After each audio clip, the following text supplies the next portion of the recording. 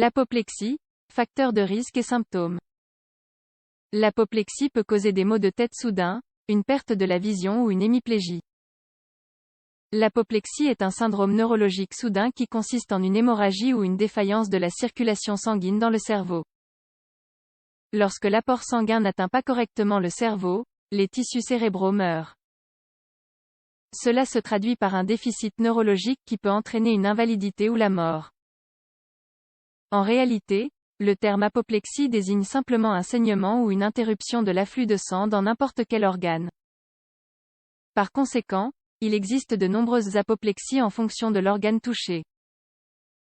Néanmoins, lorsque le terme est utilisé seul, il fait généralement référence à un accident vasculaire cérébral. La prévalence de l'apoplexie est élevée, surtout chez les personnes d'un certain âge. Il est donc important de connaître ses symptômes et ses facteurs de risque. Qu'est-ce que l'apoplexie? Actuellement, les mots ictus, accident cérébrovasculaire et apoplexie s'utilisent souvent comme synonymes. Il existe cependant quelques différences. Ictus ou infarctus cérébral, il s'agit d'un arrêt de l'apport sanguin au cerveau tout d'abord, cela peut être causé par une obstruction dans l'un des vaisseaux sanguins qui alimentent le cerveau, ischémie. Ceci est souvent lié à des problèmes d'artériosclérose d'autre part, cet arrêt peut également s'expliquer par une hémorragie intracérébrale. Il s'agit alors d'un ictus hémorragique. L'apoplexie est un mot ancien. Il s'employait pour désigner l'arrêt de certaines fonctions cérébrales. Il existe une apoplexie fonctionnelle dans laquelle il n'y a pas d'altération structurelle au sein du cerveau. C'est le cas également de l'ictus. Seuls des symptômes similaires se produisent, mais sans anomalie sous-jacente facteur de risque de l'apoplexie. Il existe de nombreux facteurs de risque de l'apoplexie. D'une part, il s'agit des facteurs de risque non modifiables qui comprennent l'âge, le sexe ou les antécédents familiaux.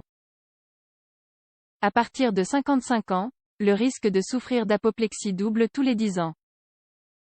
Par ailleurs, l'incidence est plus élevée chez les hommes que chez les femmes.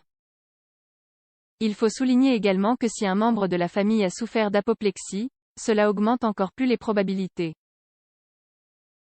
D'autre part, il existe de multiples facteurs qui sont modifiables.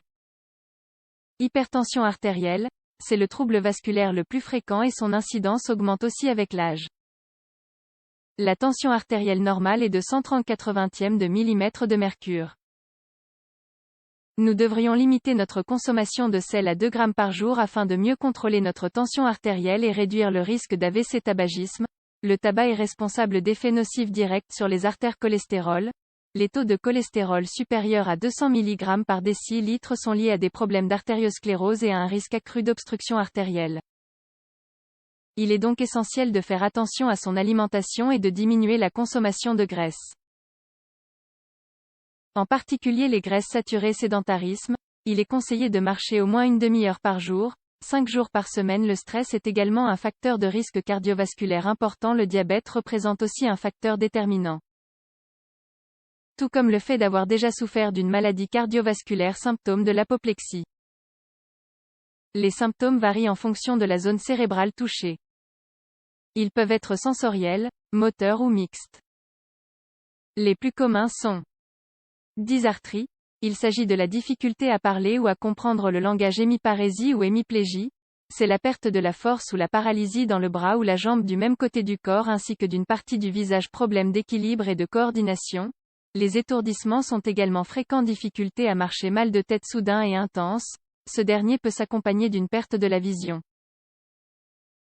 Toutefois, il existe des situations dans lesquelles les symptômes sont de faible intensité, durent peu de temps et passent presque inaperçus. En effet, ils peuvent présenter seulement une faiblesse musculaire légère, de petits épisodes d'amnésie ou une désorientation. Si l'un ou l'autre de ces symptômes surviennent, il est très important de se rendre aux urgences. L'apoplexie est une pathologie qui dépend du temps et qui doit donc être traitée le plus vite possible. Conclusion. En cas d'apoplexie, il est d'une importance vitale d'aller le plus vite possible à l'hôpital afin d'administrer un traitement rapidement.